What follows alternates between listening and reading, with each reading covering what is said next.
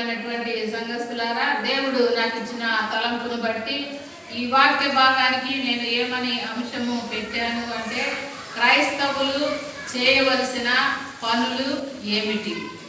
క్రైస్తవులు చేయవలసిన పనులు ఏమిటి? రెండవదిగా, క్రైస్తవులు మానివేయవలసిన పనులు ఏమిటి? రెండు అంశాల గురించి ప్రభు నన్ను నడిపించిన కొలది చెప్తాను. మొట్టమొదటిగా, క్రైస్తవులు చేయవలసిన పనులు 3 ఉన్నాయి. క్రైస్తవులు మానివేయవలసిన పనులు 3 ఉన్నవి. చాలా ఉన్నవి. మన సమయానుకూలతను బట్టి అవి 3 ఇవి 3 నేను చెప్తాను. మొట్టమొదటిగా, క్రైస్తవులు చేయాల్సిన 3 పనుల్లో 1, యెహోవా యందు భయభక్తులు కలిగి ఉండడం. రెండవది, దేవుని మాట యందు లక్ష్యం ఉంచడం. మూడవది, ప్రార్థన యందు ఆసక్తిని కలిగి ఉండడం. ఈ 3 లక్షణాలు చేయవలసినవి. చేయకూడని పనులు ఏమిటి అంటే, పాపము చేయుట మానుకోవాలి. రెండవది, దేవునికి వ్యతిరేకముగా తిరుగుబాటు చేయడం మానుకోవాలి. మూడవదిగా, కీడు చేయడము మానుకోవాలి. ఈ 6 విషయాలు చెప్తానని మీరేం భయపడబాకండి.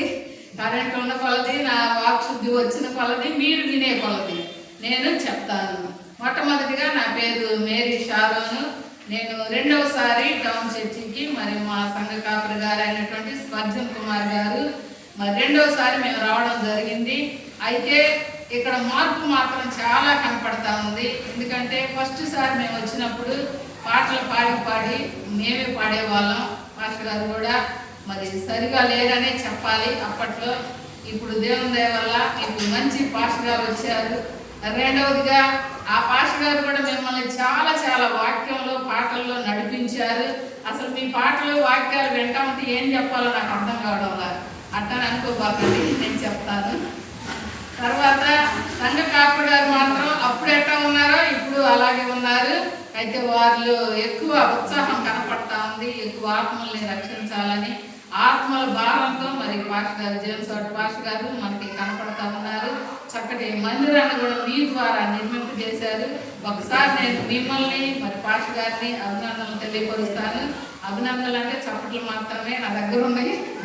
చప్పట్ల ద్వారా కాపరి గారి కొరకు ఒకసారి అభినందనలు తెలియపరచండి. పోరాటం చేస్తా ఉన్నాడు. పాపం ఆయనకి సపోర్ట్ గా మరి సతీమణి లేరు. ఆయన ప్రభువు అండతో మరి పాస్టర్ గారు ఒంటరి ప్రయాణం చేస్తా ఉన్నారు. ఆయన ఒంటరి ప్రయాణానికి మీరు చాలా తోడ్పాటునిస్తున్నారు, చాలా సహాయకారులుగా ఉంటా ఉన్నారు. అందుకని నేను మిమ్మల్ని ఎంతగానో అభినందిస్తా ఉన్నాను. ఈ సమయంలో ఇంకొక మాట కూడా నేను చెప్పాలి. నేను ఫస్ట్ సారి వచ్చినప్పుడు మా కూతురు ఫస్ట్ లైన్లో కూర్చుంది. ఆమె 6 నెలల పాప, 6 నెలలు 7 నెలల ఆ సమయంలో మా అమ్మాయిని తీసుకొచ్చి మధ్యలో పడుకోబెట్టాను. అయితే మా అమ్మాయిలో ఒక గొప్ప విషయం ఉంది. అప్పట్లో నేను దాదాపు ఈ 9 మండలాలు తిరిగాను. ఉప్పలపాడు అయితేమి, నరగాయపాలెం అయితేమి, చాటగడపాడు అయితేమి, వారం నేను నడిచి వెళ్తాను, మరి ఎట్ట వెళ్తాను దేవుని కృప. కానీ అప్పట్లో అన్ని సంఘాలు తిరిగాను మా కూతుర్ని ఎత్తుకొని. ఇప్పుడు మా కూతుర్ని ఎత్తుకోవాల్సిన అవసరం లేదని చెప్పండి. పెద్దదైపోయింది, 18 సంవత్సరాలు మీకు పరిచయం చేయాలని ఈరోజు నేను తీసుకొచ్చాను. ఎప్పుడు హాస్టల్లో ఉంటుంది, ఏ సంఘంలో కూడా మా అమ్మాయి నేను పరిచయం చేయలేదు. ఇప్పుడు సెలవులు వచ్చినాయి, మీకు పరిచయం చేయాలని తీసుకొచ్చిన సార్ నిలబడ్డాను. మా కూతురు కటాక్షము అని అర్థం. ఆ దేవుడు మా కుటుంబంలో గర్భమార్తను ఇచ్చాడు. ఇప్పుడు 15 సంవత్సరాలు. ఓకే, మన వాక్యదానంలోకి వెళ్దాం. నేను పెద్దయ్యాను. క్రైస్తవులు చేయవలసిన పనులు ఏమిటి? మొట్టమొదటిగా, 1, దేవుని యందు భయభక్తులు కలిగి ఉండాలి. భయము వేరు, భక్తి వేరు. భయము అంటే పాము చూసినా భయపడతాం, బల్లిని చూసినా భయపడతాం, దొంగలను చూసినా భయపడతాం, ఎవరైనా కొట్టే వాళ్ళని చూసినా భయపడతాం, బాగా హైట్ వెయిట్ ఉన్నా భయపడతాం. భయం అనేది సహజం. భయం అనేది రోజుకి ఎన్నోసార్లు కలుగుతూ ఉంటుంది. మనకు తెలియకుండా కొన్నేమో బాహ్య పరంగా తెలియపరుస్తూ ఉంటాం, నోటి ద్వారా చెప్పలేని లోపలే దిగమెగుతూ ఉంటాం. సరే, భయం వేరు, భక్తి వేరు. భక్తి అనేది 2 రకాలు. నా వాయిస్ అందరికి వినపడుతుందా? దేవుడు కొంచెం గట్టి వాయిస్ ఇచ్చారే. పర్వాలా మీకు వినపడుతుందని నేను అనుకుంటున్నాను. వినపడకపోతే చెప్పండి, ఇంకొద్ది గట్టిగా నేను చెప్తాను, కావు చేయొద్దు. సరే, భక్తి రెండు రకాలు. ఒకటి లోకమంతా అనుసరించే భక్తి, రెండు దేవుడు కోరుకునే భక్తి. లోకమంతా ఏ భక్తి అనుసరిస్తున్నారు అంటే దొంగతనం చేయకూడదు, అబద్ధాలు ఆడకూడదు, పాపం చేయకూడదు, ఇతరులను మోసం చేయకూడదు, ఇవన్నీ చేయకుండా ఉండి నేను గుడికి పోకపోయినా నేను భక్తి పరునే, ఇవన్నీ చేయకుండా ఉండి నేను ప్రార్థన చేయకపోయినా నేను భక్తి పరునే, నేను నీతిమంతుడిని అని వాళ్ళే మార్కులు వేసుకుంటున్నారు. ఒకప్పుడు ఇతరులు మార్కులు వేసేవాళ్ళు, పెద్దలు వేసేవాళ్ళు, బంధువులు వేసేవాళ్ళు, అందరు వేసి పాస్ చేస్తేనే మనం పాస్ అయ్యేవాళ్ళు. ఇప్పుడు అట్ట కాదు, ఎవరి మార్కులు వాళ్ళు వేసుకుంటున్నారు. నేను మంచివాడినండి, అసలు నాకు తిరుగులేదండి, నేను చాలా భక్తి పరునండి, అసలు నేను చాలా నీతిమరులాలని మనకు మనమే మార్కులు వేసేసుకుంటూ ఉన్నాం. అయితే లోకమంతా అనుసరించే భక్తి వేరు, దేవుడు కోరుకునే భక్తి వేరు. దేవుడు ఏ భక్తి కోరుకుంటున్నాడంటే ఇహలోక మాలిన్యము మనకంటకుండా తన్ను తాను కాపాడుకునుటే అలాంటి భక్తిని మనము కలిగి ఉండాలి. ఆ భక్తి ఎలాంటిది అంటే క్రియలతో కూడిందై ఉండాలి. క్రియలు అంటే నాకు వంట వచ్చు అని చెప్పాను, ఇంక అయిపోయిందా, తినాలంటే నేనేం చేయాలా, వంట చేయాలి కదా. చేయకపోతే ఎన్నో ప్రాణులు, ఎన్నో జీవులు నా కోసం ఎదురు చూస్తాయి. ప్రస్తుతం 3 జీవులేనే నాకు ఎదురు చూసేది, ఒకే ఒక కూతురు పాస్టర్ గారు, నేను అంతే. సరే, ఇక్కడ కూడా క్రియలతో కూడినటువంటి భక్తిని మనం కలిగి ఉండాలి. సరే, అలా క్రియలతో కూడిన భయాన్ని భక్తిని కలిగి ఉంటే నీకు వచ్చే లాభం ఏమిటి? మనం ఏదైనా పని చేసినప్పుడు ఏమంటాము, అయ్యా పని చేస్తా కానీ నాకు కూలి ఎంత ఇస్తావు అడుగుతామా? అడగాలి కూడా, ఎందుకు కష్టపడి పని చేస్తా ఉన్నాం కదా. కాబట్టి అలాగే మరి ప్రభువా నేను భయాన్ని కలిగి ఉన్నాను, భక్తిని కలిగి ఉన్నాను, దాని వలన నాకేమైనా లాభం వస్తుందా అని అంటే లాభము తప్పనిసరిగా వస్తుంది. ఈ లోక పనులు చేస్తేనే నీకు లాభం వస్తున్నప్పుడు దేవుని పనులు నువ్వు చేస్తే అంతకంటే ఎక్కువ లాభము వస్తుంది. సామెతల గ్రంథం 31వ అధ్యాయము 31వ వచనాన్ని చదువుకున్నా. సామెతల గ్రంథం 31వ అధ్యాయము 31వ వచనాన్ని మనం చదువుకున్నాం. చేసిన పనిని బట్టి అట్టి దానికి ప్రతిఫలం ఇయ్యదగును.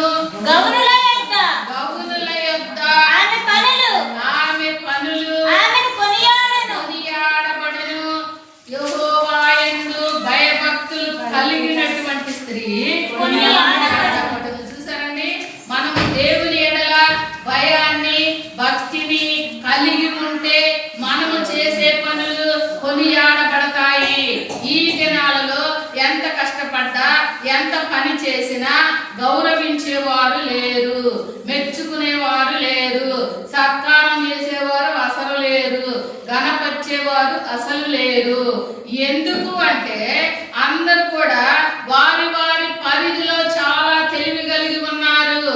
ఇప్పుడున్నటువంటి విస్తృత మీడియా సమావేశాలలో ఈ యొక్క మీడియా యొక్క మరి దాని సపోర్టుతో చాలా మంది తెలియని విషయాలు కూడా తెలుసుకుంటున్నారు. ఒక్క మాటలో చెప్పాలి అంటే అమెరికాలో ఏం జరుగుతుందో తెలుస్తుంది, ఇజ్రాయెల్ దేశంలో ఏం జరుగుతుందో తెలుస్తుంది. కాబట్టి అందరూ తెలివి కలిగిన వారే. అలాంటప్పుడు నిన్ను ఎవరు గుర్తిస్తారు, నిన్ను ఎవరు కొనియాడతారు, నిన్ను ఎవరు ఘనపరుస్తారు అంటే యెహోవా యందు భయభక్తులు కలిగి ఉంటే నీవు ఘనపరచబడతావు. నేను ఎలా ఘనపరచబడతానండి, నా ఘనత 10 మందికి ఎలా తెలుస్తుందండి అని అంటే నువ్వు పాడే పాట వల్ల నీకు ఘనత వస్తుంది. నువ్వు ప్రార్థన చేసే స్త్రీవైతే నీవు ప్రార్థన ద్వారా ఘనపరచబడతావు. నీవు దేవుని వాక్యాన్ని చదివే వ్యక్తివి అయితే ఆ విధానంలో నీవు ఘనపరచబడతావు. ఎవరికి తగిన పనిలో వారు ఘనపరచబడతారు. ఒక్కొక్కరు వంట చేస్తే మన వంట మనం కూడా వంట చేసే వాళ్ళమే కదా, కానీ వాళ్ళ వంటని మనము చాలా నేర్చుకుంటూ ఉంటాం. ఎందుకు? వాళ్ళు చాలా పర్ఫెక్ట్ గా పద్ధతిగా కష్టంతో చేస్తా ఉన్నారు. కాబట్టి యెహోవా యందు భయభక్తులు కలిగి ఉంటే నీవైనా నేనైనా కొనియాడబడతాము. రెండవ విషయాన్ని చూద్దాం. చూడండి, సామెతల గ్రంథము 10వ అధ్యాయము 27వ సామెతల గ్రంథము 10వ అధ్యాయము 27వ వచనం. యెహోవా యందు భయభక్తి కలిగి ఉండుట, యెహోవా యందు భయభక్తులు కలిగి ఉండుట దీర్ఘాయువునకు కారణము. నీవు దేవుని యందు భయభక్తులు కలిగి ఉంటే అధిక సంవత్సరాలు నీవు జీవించగలుగుతావు. మరి ఈ దినాల్లో మనం చూస్తే ఏ రోజు ఏం జరుగుతుందో తెలియదు, ఏ క్షణము ఏం జరుగుతుందో తెలియదు. అసలు ఏదో జరిగింది అనే లోపుగానే మన జీవితము అంతమైపోతుంది. ఎందుకంటే దినములు చెడ్డవి గనుక సమయమును పోనివ్వక సద్వినియోగము చేసుకొనుచు అజ్ఞానుల వలె కాక జ్ఞానుల వలె నడుచుకొనుడి అని దేవుని వాక్యంలో రాయబడింది. కాబట్టి నీవు దేవుని యందు భయభక్తులు కలిగి ఉంటే దీర్ఘాయువును దేవుడు అనుగ్రహిస్తాడు. ఇంకొక విషయాన్ని చూద్దాం, చూడండి. సామెతల గ్రంథము 14వ అధ్యాయము 26వ వచనాన్ని చదువుకుందాం. సామెతల గ్రంథము యెహోవా యందు భయభక్తులు కలిగి ఉండుట ధైర్యము పుట్టించును. ఈ దినాల్లో ధైర్యం లేక పిల్లలు చదువు విషయంలో ఫెయిల్ అయ్యామని బాధపడతా ఉన్నారు, ఆత్మహత్యలకి పాల్పడతా ఉన్నారు. మరి కొంతమంది అయితే అప్పులు చేసి ధైర్యం లేక తీర్చలేక అప్పుల విషయమై బాధపడతా ఉన్నారు. నేను ఒక జోకు చదివాను. ఒక ఆయన 1,00,000 రూపాయలు అప్పు అయిందని పాయిజన్ తాగాడు. ఆయన బ్రతికించడానికి కుటుంబ సభ్యులందరూ కలిసి కూడా బ్రతికించారు పాపం. అయితే ఆయనకు 1,00,000 అప్పు అయితే బతికేయడానికి 9 లక్షలు అయిందంట. ఇప్పుడు చెప్పండి, ఆయన బతకాలన్నా సావాలా? 1,00,000కి సావాలి అనుకుంటే వీళ్ళందరూ కలిసి 9 లక్షలు అప్పు వేసారు. సరే, ఈ 9 ఆ లక్ష 10 లక్షలు తీర్చాలా? అయితే తీర్చాలి అంటే దానికి ముందేం కావాలా? ధైర్యం కావాలా? ధైర్యం లేకపోతే అప్పులైనా సరే చనిపోదాం అనుకుంటున్నారు, ఫెయిల్ అయినా సరే చనిపోదాం అనుకుంటున్నారు, ఇల్లు లేకపోయినా చనిపోదాం అనుకుంటా ఉన్నారు, పిల్లల పెళ్లి కాకపోయినా ఇంకెందుకు ఈ బ్రతుకు అనుకుంటూ ఉన్నారు. దేవుని యందు భయభక్తులు కలిగి ఉంటే నీకు ధైర్యము కలుగుతుంది. ధైర్యం నీకు ఎంత వరకు ఉంటుందో తెలుసా? అసలు గట్టి పూస కూడా లేపలేనటువంటి నీవు పెద్ద బిల్డింగ్ కట్టే స్థాయికి ఎదుగుతావు. చిన్న గట్టి పరకను కూడా నువ్వు కదిలించలేని బలము లేని వ్యక్తివి ఒక బలమైన శక్తిగా తయారవుతావు. ఎప్పుడు అంటే యెహోవా యందు భయభక్తులు కలిగి ఉంటే నీకు ధైర్యం వస్తుంది. ధైర్యం వస్తే ఏదైనా చేయగలుగుతావు. ఒకసారి 2 భార్య భర్తలు కలిసి భోజనం చేస్తా ఉన్నారంట. చేస్తా ఉంటే పురుషుడంట ఎదురు కూర్చున్నాడు, ఈవిడ ఇలా కూర్చుంది. ఈ మామిడికాయ పచ్చడితో తింటా ఉన్నారు. మామిడికాయ పచ్చడితో తింటా ఉన్నప్పుడు ఈవిడ మామిడి మొక్కెళ్ళి భర్త ప్లేట్లో పడిందంట. ఇంకేముంది, పెద్ద యుద్ధమే చేశాడు. నీ ఎంగిలి నేను తినాలా? అసలు ఇలా తింటమేంటి? ఆడవాళ్ళు ఇలా తింటారా? నువ్వు తినే విధానం నాకు నచ్చలేదు. ఇప్పుడు నేను అపవిత్రుడు అయిపోయాను. ఇంక నేను గంగా నదికి, యమునా నదికి, సరస్వతి నదికి ఎన్ని నదులు ఎట్లా ఉన్నాయో అన్ని నదుల్లో నేను మునిగి రావాలా? నేను పవిత్రుడిని అవ్వాలా? పెట్టే బేడ శబ్దం అన్నాడు. ఎవడేమో కాలు ఎలా పడుతున్నాయా? మామిడి మొక్కకే నువ్వు ఇంత నిర్ణయం తీసుకోవద్దయ్యా, మామిడి మొక్కదేముందయ్యా, ఇంకో కళ్ళు మారుస్తానయ్యా, అవసరం కొత్త తెస్తా అంటుంది. ఆహా, అదేం కాదు, నేను ఎంగిలి పడ్డాను, నేను నదుల్లో మునగాల్సిందే, నేను వెళ్ళాలని పెట్టే బేడన్నీ సర్దుకొని వెళ్ళాడు. సరే, సర్దుకొని వెళ్తే ఆ దినాల్లో అయితే అంత కాదు నడికే. ఇప్పుడంటే దేవుని దగ్గర మన కాలు పెట్టి నడిచేది ఏమీ లేదు. నేను ఒక డాక్టర్ని కలిసి అయ్యా నాకు ఇంజక్షన్లు ట్యాబ్లెట్లు అంటే భయం అన్నా.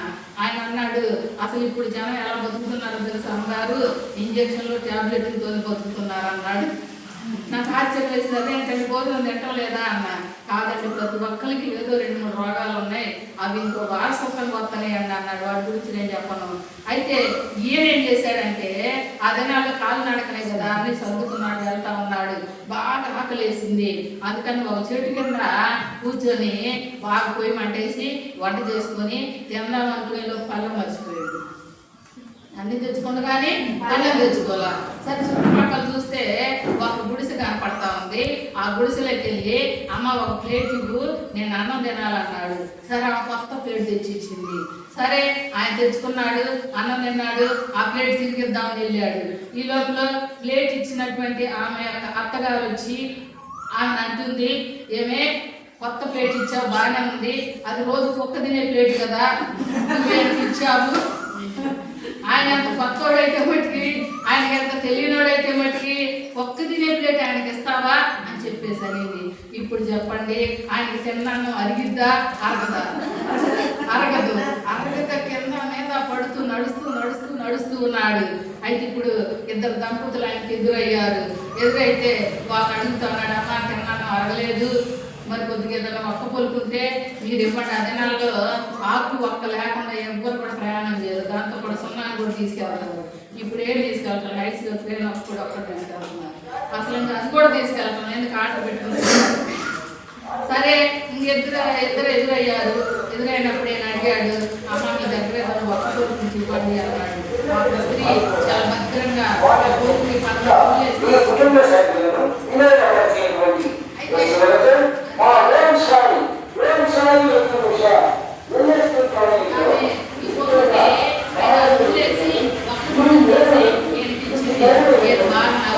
మీకేశాడు. అప్పుడు భర్త అంటున్నాడు, భర్త ఏమే మనం ఇల్లు బయలుదేరి 10 రోజులైంది. 10 రోజుల నుంచి నువ్వు నేను దాన్ని నవ్వుతా ఉన్నాం, మూట కడతా ఉన్నాం. మనకి ఎంత కొరికి నలగలేదు. ఈయన పొల్లు ఎంత స్ట్రాంగ్ కొనలేదు చూడు, ఈయనకు ఆ ఒక్క పొల్లు నలిగింది అన్నాడు. కంపనం పడుతుంది. ఒక్క తిన్న పళ్ళు తిన్నాను, ఎప్పుడో తిన్న వాడి భార్య భర్తలు యొక్క ఎంగిల్ తిన్నాను. భార్య మామిడి మొక్క నేను తినకపోవటమైంది, ఇంత లాభం లేదు, ఈ అసహ్యాలు నేను భరించలేనని మళ్ళీ ఇంటికి వచ్చేసాడు. అప్పుడు భార్య ఏడుస్తూ బాధపడుతూ దిగులు పడుతూ, అయ్యో మాయన పోయిందని ఆవిడ తినకుండా మంచం పడుతుంది. ఈ లోపల ఆయన ఎదుర్కొంటూ వచ్చాడు. అప్పుడు ఏమిటి అర్థమైంది, ఏదో జరిగింది. ఇప్పుడు చెప్పాలంటే ఆయన చెబుతాడా? చెప్పడానికి పాలలో పాయుధం పోషించింది కాబట్టి. అలాంటి పరిస్థితులు ఉన్నాయి. ఇక్కడ యెహోవా యందు భయభక్తులు కలిగి ఉంటే ధైర్యముగా ఉంటావు. ఇంకొక విషయం చూడండి, సామెతల గ్రంథం 22వ అధ్యాయము 4వ వచనం చదువుకున్నాం. సామెతల గ్రంథం 22వ అధ్యాయము 4వ వచనం. యెహోవా యందు భయభక్తులు కలిగి ఉండుట, యెహోవా యందు భయభక్తులు కలిగి ఉండుట ప్రతిఫలము. చూసారండి, దేవుని యందు భయభక్తులు కలిగి ఉంటే నీకు ప్రతిఫలాన్ని దేవుడు ఇస్తాడు. కాబట్టి క్రైస్తవులు చేయవలసిన మొట్టమొదటి పని ఏమిటి అంటే యెహోవా యందు భయభక్తులు కలిగిన వారముగా ఉండాలి. రెండవ పని చూద్దాం. రెండవది ఏంటి అంటే అపోస్తుల కార్యముల గ్రంథము 16వ అధ్యాయము 3వ వచనం చదువుకుందాం. అపోస్తుల కార్యముల గ్రంథము 16వ అధ్యాయము 3వ వచనం. అతడు చెప్పండి. లూదియాను ఒక దైవభక్తి కలిగిన స్త్రీ పిలుచుండెను. అప్పుడు ఆమె దైవభక్తి కనపడలేదా? అపోస్తుల కార్యముల గ్రంథం 16వ అధ్యాయం 3వ వచనం. అతడు తనతో కూడా బయలుదేరి రావాలని పౌలును కోరి అతని తండ్రి దేశస్తుడని ఆ ప్రదేశంలో యూదులందరికీ తెలియదు కనుక వారిని బట్టి అతను తీసుకొని సున్నతి చేయించను. 13 దినమున గవిని దాటి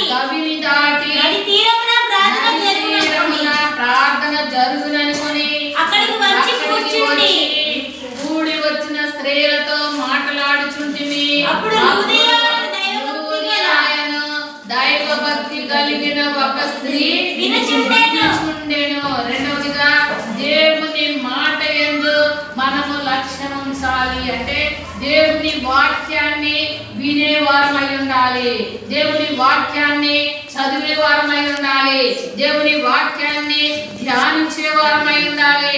దేవుని వాక్యాన్ని వినాలన్నా, చదవాలన్నా, ధ్యానించాలన్నా దేవుని సన్నిధికి వచ్చే అలవాటుని నువ్వు కలిగి ఉండాలి. దేవుని సన్నిధికి ఎవరైతే వస్తారో, దేవుని సన్నిధిలో ఎవరైతే దేవుని వాక్యాన్ని వింటారో వారి కుటుంబమే ఆశీర్వదించబడిన కుటుంబాలుగా ఉంటున్నాయి. లక్ష్యం ఉంచడము అంటే ఆసక్తిని కలిగి ఉంచడము. కొంతమంది చదువుకోవడం ముందు లక్ష్యం ఉంచుతారు, కొంతమంది వ్యాపారం చేయడం ముందు లక్ష్యం ఉంచుతారు, కొంతమంది ధనం సంపాదించాలని లక్ష్యం పెట్టుకుంటారు, కొంతమంది ఇల్లు కట్టాలని లక్ష్యం పెట్టుకుంటారు, కొంతమంది పెళ్లి చేయాలని లక్ష్యం పెట్టుకుంటూ ఉంటారు. ఇంకొంతమంది ఉంటారు గొడవలు పడదామని, వాళ్ళ లక్ష్యం గొడవలు. ఇంకొకళ్ళ లక్ష్యం ఉంటుంది, వాళ్ళ లక్ష్యం యుద్ధాలు చేయడం. ఈ రకంగా ప్రతి ఒక్కరు ఒక లక్ష్యంతో ముందుకు నడుస్తూ ఉంటారు. అయితే క్రైస్తవులు దేవుని మాట యందు లక్ష్యం ఉంచాలి. కీర్తన గ్రంథం 1వ కీర్తన 2వ వచనం అంటాడు, యెహోవా ధర్మశాస్త్రమందు ఆనందించుచు దానిని ధ్యానించువాడు అతడు ఆకు వాడక తన కాలమందు ఫలమిచ్చు చెట్టు వలెను, అతడు చేయనున్నదంతయు సఫలమగును. నీవు దేవుని మాట యందు లక్ష్యం ఉంచితే, నీవు దేవుని మాటను వినే స్వభావాన్ని కలిగి ఉంటే నీవు ఆశీర్వదించబడతావు. ఎలా ఆశీర్వదించబడతావు అంటే, నీటి కాలువల యోరన ఒక చెట్టు ఎలాగూ వాడిపోదో, ఎలాగూ అది పడిపోదో, ఎలాగూ దానికి ఆపదలు సంభవించకుండా ఉంటాయో నీ కుటుంబం కూడా అలా ఉంటుంది. అపోస్తుల కార్యముల గ్రంథం 3వ అధ్యాయము 5వ వచనాన్ని చూస్తే అక్కడ శృంగారం అనేటువంటి దేవాలయం దగ్గర ఒక ఆయన భిక్షం అడుక్కుంటూ ఉంటాడు. భిక్షం అడుక్కుంటూ ఉన్నప్పుడు యేసు ప్రభు యొక్క శిష్యులు ఇద్దరు కూడా ఆ దేవాలయానికి వెళ్తారు. అంతట పేతురు వెండి బంగారం నా యొద్ద లేవు గాని నాకు కలిగినదే నీకు ఇచ్చుచున్నాను. నజరేయుడైన యేసుక్రీస్తు నామమున లేచి నడుమనగానే ఆయన లేచి నడిచాడు. ఆయన లక్ష్యం మొదటగా దేని మీద ఉందో తెలుసా? వీళ్ళ యొక్క డ్రెస్ ని, ఆకారాన్ని, సమస్తాన్ని చూసి బాగా బంగారం ఇస్తారేమో, వెండి ఇస్తారేమో, నా అవసరతలు తీరతేమో అని వాటి మీద లక్ష్యం ఉంచాడు. అయితే వాళ్ళు చెప్పారు, ఈ బంగారం వెండి మీద కాదు నువ్వు లక్ష్యం ఉంచాల్సింది, నజరేయుడైన యేసుక్రీస్తు నామములో నువ్వు లేచి నడు అన్నారు. ఆ మాట విన్నాడు, వెంటనే లేచి నడిచాడు. కాబట్టి నీవు నేను కూడా దేవుని మాట యందు లక్ష్యం ఉంచితే నీకు స్వస్థత జరుగుతుంది. దేవుని మాట యందు లక్ష్యం ఉంచితే నీకు రక్షణ దొరుకుతుంది. దేవుని మాట యందు లక్ష్యం ఉంచితే నీకు అద్భుతాలు జరుగుతాయి. అపోస్తుల కార్యముల గ్రంథం 16వ అధ్యాయం 31వ వచనాన్ని మనం గమనిస్తే అక్కడ పౌలు శీలలు జైల్లో ఉన్నప్పుడు వారు పాటలతో ప్రార్థన చేస్తా ఉన్నారు. అప్పుడు జైలు అధికారికి ఒక ఆలోచన వచ్చింది. ఏంటో తెలుసా? దేవుని గొప్పతనం తెలిసింది. వాళ్ళ పాటల ద్వారా దేవుని శక్తి తెలిసింది. వాళ్ళ పాటల ద్వారా దేవుడు ఎలాంటి అద్భుతాలు చేయగలడో ఆయన ఎరిగి ఉన్నాడు కనుక ఆయన ఏమడిగాడో తెలుసా? అయ్యలారా రక్షణ పొందుటకు నేనేమి చేయవలెను? Very good question. నువ్వు కూడా దేవుని వాక్యాన్ని వినే నీవు కూడా రక్షణ పొందే అనుభవం తెలుసుకోవాలి, మారు మనసు అనుభవం తెలుసుకోవాలి, దేవుని బిడ్డగా జీవించడం ఎలాగో తెలుసుకోవాలి. ఈయనకు వాస్తవానికి ఒక మంచి ఉద్యోగం ఉన్నది, మంచి పొజిషన్ లో ఉన్నాడు. ఆయన క్రైస్తవుడు కాదు. అప్పుడప్పుడు జరిగిన అనుభవం, అప్పుడే ఆయన కళ్ళెదుట జరిగిన అద్భుతం వలన ఆ అద్భుతాన్ని విన్నాడు, చూశాడు. కన్నులారా ఆ అద్భుతాలు నాకు కూడా జరగాలి అంటే నేనేమి చేయాలి? రక్షణ పొందమన్నారు. వెంటనే ఆయన రక్షణ పొందాడు. ఇంటి వారందరూ కూడా బాప్తిస్మం పొందారు. వారేం వాక్యం చెప్పలేదు, ప్రార్థన చేశారు, పాటలు పాడారు. అయితే దేవుని మాట యందు లక్ష్యం ఉంచాడు కనుక జైలు అధికారి రక్షణ పొందాడు. ఇంకొక విషయాన్ని చూద్దాం. యోహాను రాసిన సువార్త 4వ అధ్యాయము 39వ వచనం చదువుకున్నా. యోహాను రాసిన సువార్త 4వ అధ్యాయము 39వ వచనం చదువుకున్నా. నేను చేసినవన్నీ నాతో చెప్పినని సాక్ష్యమిచ్చిన స్త్రీ యొక్క మాటను బట్టి ఆ ఊరిలోని సమరయులందరూ ఆయన యందు విశ్వాసం ఉంచిరి. చాలా ఇక్కడ సమరయ స్త్రీ ఏం చేస్తుందంటే జీవజలాన్ని అడిగింది. ప్రభు జీవజలాన్ని ఇచ్చాడు. ఆమె పాపాలకు ప్రక్షాళన జరిగింది. ఆమె ప్రభువుని తెలుసుకుంది. ఈయన లోక రక్షకుడని నిజముగా నమ్మింది. నమ్మి ఆమె ఊరికే ఉండలేదు, ఊరంతా తిరిగింది.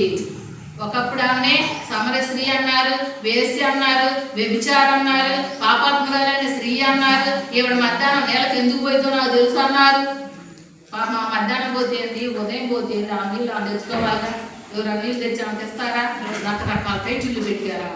వ్యభిచారని, దొంగని, పాపాత్మరాని రకరకాల టైటిల్ పెట్టారు. సరే, ఆ టైటిల్తో ఆమె బాధపడుతూ వేదన పడుతూ ఏదో రకంగా ప్రభుని తెలుసుకోవాలనుకున్నది. ప్రభువే ప్రత్యక్షమయ్యాడు, తెలుసుకున్నది, రక్షణ పొంది ఖాళీగా ఉండకుండా ఊరిలోనికి వెళ్ళి ఊరందరికి చెప్పింది. అప్పుడు వాళ్ళు ఇచ్చే సాక్ష్యం ఏంటో తెలుసా? మా మట్టుకు మేము కన్నులారా చూసి తెలుసుకున్నాము. ఇప్పుడు దేవుడు కూడా నీతో ఇదే మాట చెప్తూ ఉన్నాడు. నీవు దేవుని మాట యందు లక్ష్యం ఉంచాలా, దేవుని వాక్యాన్ని వినాలి. విన్నటువంటి నీవు హృదయంలో భద్రం చేసుకుంటే రక్షణ అంటే రక్షణ వస్తుంది నీకు, స్వస్థత అంటే స్వస్థత వస్తుంది నీకు. దేవుని మాట వినడం వలన మనకి జీవము కలుగుతుంది. నిర్గమకాండం 15వ అధ్యాయం 26వ వచనాన్ని చూస్తే, యెహోవా మాట వినుట వలన నీకు ఆరోగ్యము కలుగుతుంది. ఈ దినాల్లో మనుషులకి ఇల్లు ఉంటుంది, ఆస్తి ఉంటుంది, ధనం ఉంటుంది, సర్వైనా తక్కువ ఉంటుంది, కానీ ఆరోగ్యం ఉండడం లేదు. ఇది రియల్గానే చిన్న పిల్లలు కూడా కంటి సమస్యతో బాధపడతా ఉన్నారు, వయసు పిల్లలు కూడా షుగర్లతో బాధపడతా ఉన్నారు, యవనస్తులు కూడా బాధపడతా ఉన్నారు. ఎందుకు? ఆరోగ్యం లేక. యెహోవా మాటను వింటే ఆరోగ్యం నీకు దేవుడు ఇస్తాడు. ఏదైనా డబ్బులు పోసిన రానటువంటి ఏదైనా ఉన్నది అంటే అది ఆరోగ్యం మాత్రమే. ఆ ఆరోగ్యం నీకు రావాలి అంటే నీకు దేవుని మాటను వినేటువంటి అలవాటుని కలిగి ఉండాలి. వినాలి అంటే దేవుని సన్నిధికి రావాలి. దేవుడు నీకు వారానికి ఎన్నో రోజులు సమయం ఇచ్చాడు. ఒక్కరోజు దేవుని సన్నిధిలో గడపలేమా? ఒక్కరోజు గడపకపోతే మనం తీసే. ఒక్కరోజు ఏడ గడుపుతున్నా? ఉదయం మనమే గడుపుకుంటున్నాం, సాయంత్రం మనమే గడుపుకుంటున్నాం. మధ్యాహ్నం ప్రభు సన్నిధిలో గడపమంటే అయ్యగారు నువ్వు గడుపుకుంటున్నాడు, అయ్యగారు అమ్మగారు ఎట్టని గడుపుకుంటారు. మరి మీ పరిస్థితి ఏంటి? దేవుని వాక్యము వింటే నీకు రక్షణ అంటే రక్షణ వస్తుంది, స్వస్థం అంటే స్వస్థత కావాలంటే స్వస్థత వస్తుంది, అప్పులు తీరాలంటే అప్పులు తీరుతాయి, ఆరోగ్యం కావాలంటే ఆరోగ్యం వస్తుంది.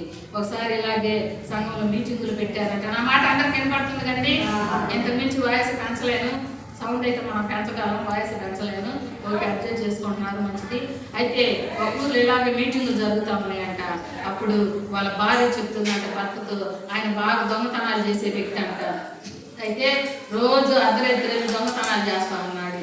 అయితే భార్య అన్నదయ్యా, ఈ 3 రోజులు మీటింగులు జరుగుతున్నాయి, నువ్వు దొంగతనం కాకుండా ఆ మీటింగులు కాడిపోయి కూర్చోయా, ఏయైనా 3 మొక్కలు నేర్చుకోరా అన్నదంట. ఏమన్నదంట? ఏయైనా 3 మొక్కలు నేర్చుకోరా అని అన్నాడు. మోన్ వ్యక్తి కదా చేసింది, ఎప్పుడు కూడా వాక్యాలు వినని వ్యక్తి కదా. 3 మొక్కలు నేర్చుకోమన్నారని పోయాడు పాపం. 3 రోజులు మీటింగ్లో మొదటి రోజు ఆయన సక్సెస్ సాధించాడు. మొదటి రోజు మీటింగ్కి వెళ్ళాడు. వెళ్ళగానే పాష గారు అన్నాడంట, అందరూ వచ్చారా అన్నాడంట. రెండో మాట అన్నాడంట, అందరూ కూర్చోండి అన్నాడంట. అయితే ఈయన వచ్చారా అన్న మాట అన్నాడు, కూర్చోరా అన్న మాట అన్నాడు. ఇక మంచి నిద్ర తీశాడు. ఇంకా తర్వాత ఆమె నాకు అందరూ వెళ్తున్నారు అన్నాడంట పాస్టర్ గారు. అప్పుడు వెళ్తున్నా అన్న మాటకు ఆయనకి మెలకు వచ్చి లేచి వెళ్ళిపోయాడు. వెళ్ళిన తర్వాత మీటింగ్ అయిపోయినాక మంచి నిద్రలో బాగా ఉంది, ఈయన మాట విని లేచింది. పాపం ఆవిడ ఎందుకు బాగాలేదు, ఆవిడ బాగుంటే ఈయన పంపించినట్టు రోజు పోయి అలసిపోయాడు ఆవిడ. సరే, ఇంకా అర్ధరాత్రి అయిపోయింది. ఆయన వచ్చాడు.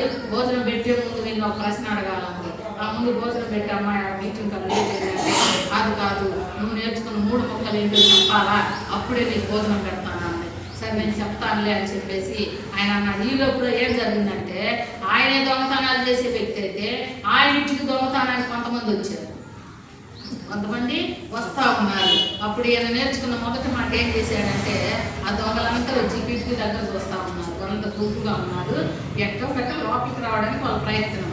అప్పుడు ఈయన బాగా అడుగుతున్నాయా, నేను 3 మొక్కలు నేర్చుకున్నాను రామన్నా కదా, ఏంటి నువ్వు నేర్చుకున్న మొదట మాట చెప్పు అన్నాడు. అప్పుడు ఆయన చెప్పాడు, అందరూ వచ్చారా. అప్పుడు కిటికీ పక్కన దొంగలు ఉన్నారు కదా, వాళ్ళు అన్నారు, వెంకయ్య, పుల్లయ్య, రామయ్య, లక్ష్మయ్య అందరూ వచ్చారని మన పేరుతో చెబుతున్నాడేనా, కాబట్టి మనందరం కూర్చున్నారంట. ఈయన నేర్చుకున్న రెండో మాట ఏంటి, అందరూ కూర్చున్నారని పాస్టర్ గారు అడిగాడు కదా. ఇప్పుడు ఇంక వీళ్ళకి అర్థమైంది, అరే మనం నిలబడ్డది చూశాడు, కూర్చున్నది చూశాడు, ఇప్పుడు మనం పరిగెత్తాలని ఇంక బయలుదేరి లేచి వెళ్ళాలి. అప్పుడు ఈయన 3వ మాట, అందరూ వెళ్తున్నారా అన్నాడు. అసలు ఆ మధ్య ఒక దొంగ కూడా లేదు. అదే కనుక ఆయన ఆ మీటింగులకు పోయి ఆ 3 మాటలు కానీ నేర్చుకోకపోతే ఆయన పరిస్థితి ఎలా ఉండేది? దొంగలు వచ్చేవాళ్ళే, దోసుకునే వాళ్ళే, వీళ్ళందరిని చంపే వాళ్ళే, ఇంటికి తాళం లేకుండా వెళ్ళిపోయే వాళ్ళే.